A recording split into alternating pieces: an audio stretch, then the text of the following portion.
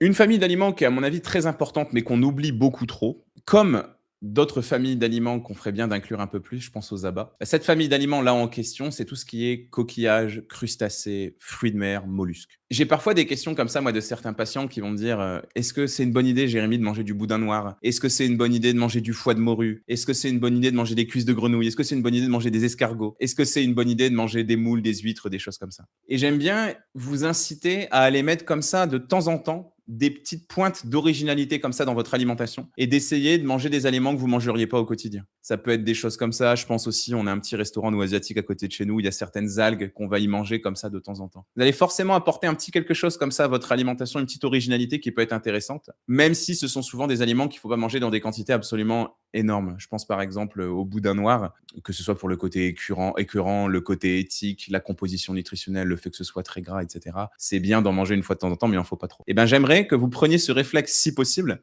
d'inclure tout ce qui est coquillages, mollusques, etc. à votre alimentation. Essayez d'en manger de temps en temps. Ça peut être des choses qui sont pas forcément très originales. Juste des crevettes, par exemple, une fois de temps en temps pour changer, ça peut être pas mal. Vous pouvez aussi prendre des mélanges de petits poulpes et moules, par exemple, que vous allez mettre dans des pâtes, vous voyez, une fois de temps en temps pour changer, ça peut être pas mal. Pareil pour des noix de pétoncle ou de la noix de Saint-Jacques si vous voulez mettre le corail, que de temps en temps vous allez mettre dans un gratin ou quelque chose comme ça. Avoir cette petite originalité, ça peut être intéressant. Et puis ça reste des aliments qui sont bourrés de qualités nutritionnelles, notamment de vitamines, de minéraux, tels que le zinc par exemple, qu'on va retrouver en quantité vraiment non négligeable. Bref, pensez-y si possible une fois de temps en temps, ça peut être pas mal.